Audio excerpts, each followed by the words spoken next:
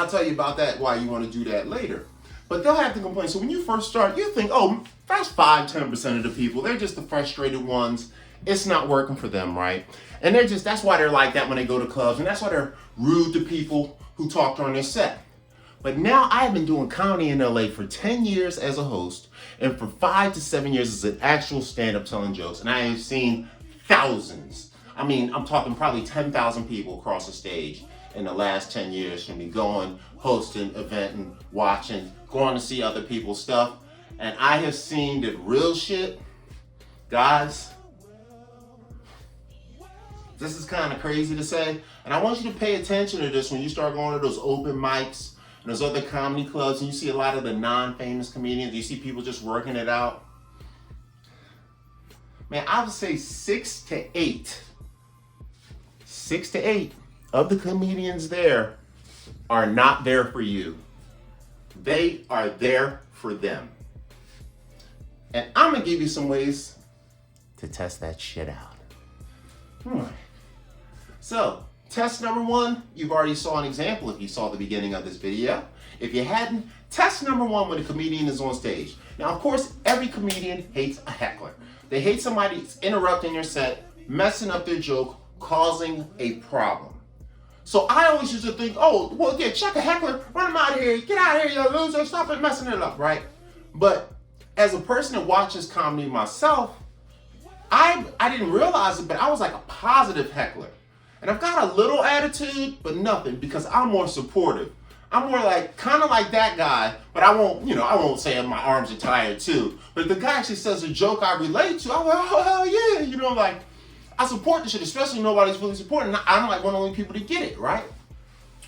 Well, I've seen this go left on other motherfuckers a bunch of times. Usually, they're heavily alcohol-filled Central American brothers.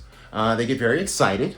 Some of my Persian brothers get very excited when they get the drink in them. And some of my Caucasian brothers from the mountains, yes, or from Central California, which is like the mountains. It might as well be West Virginia. There's meth and people with no shoes on. But these guys, you get a few beers in them, they're actually not trying to mess up the set. They're trying to support the comedian. Dude, I'm gonna tell you, and you can test this out yourself. If you ever hear a comedian, you don't kind of like him, you're like, man, who this dude up? He kind of a jerk, right? He kind of smug. He kind of an a-hole, right? Go ahead and instead of interrupting or hating on his joke, support him. Like co-sign his stuff. Not too much that he can't get his joke out, but in the dead spots, co-sign his stuff.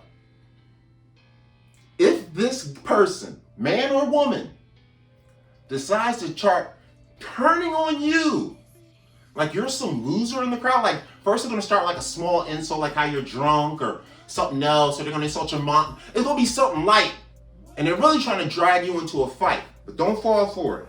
Stay positive. But this will tell you, am I watching the comedian is here for me or is here for him? Now, if you really want to piss him off, keep being positive and be over positive. Be too supportive of him. Or her. They're probably going to want to fight you, ask security to take you out to get you off the stage. I'm not joking. Now, a real good comedian is there for him. If you're saying something supportive of what they're saying, a dope comedian is there for you and everybody else is going to use that, roll off that into another joke, and may even bring it back later as a callback at the end of the set to close the whole room down funny. So that's one tip on how you can tell if they're there for you or they're there for themselves. Now here's another behind the scenes tip for all you budding comedians and stand-up comedians and people that actually want to get in the backhand scenes of the situation. Another one you'll notice is the people that are there for you or for them.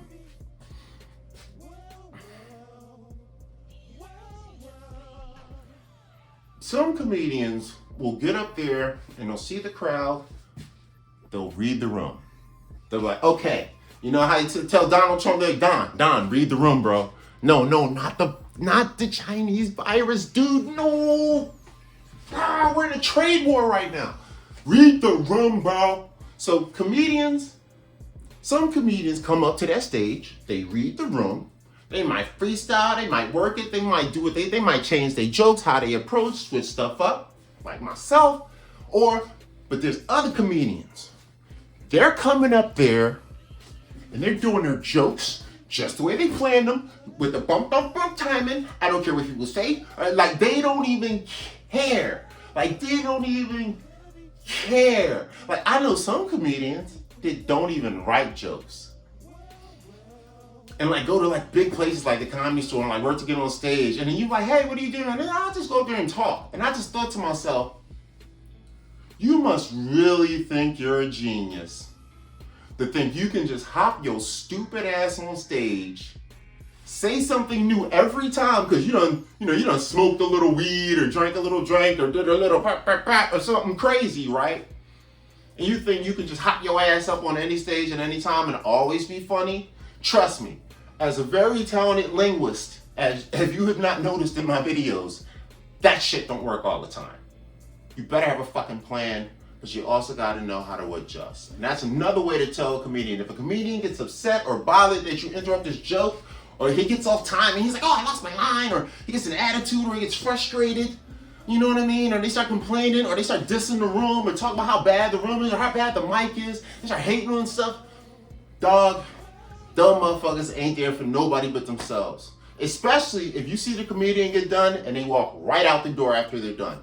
Pay attention to that, non-comedians and other comedians. If the comedian comes to your event or goes to someone else and you see them walk out your place to go to another place, to go to another mic or something like that, you better remember, that person, no matter how cool they seem, when you have an event one day, when you have something to do one day, that's just how they're going to treat your stuff.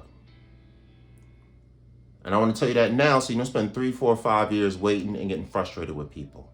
That is the point of Secrets of the Game. And that's segment 1. That every comedian is not there for you. They're there for themselves. Let's get on to another part.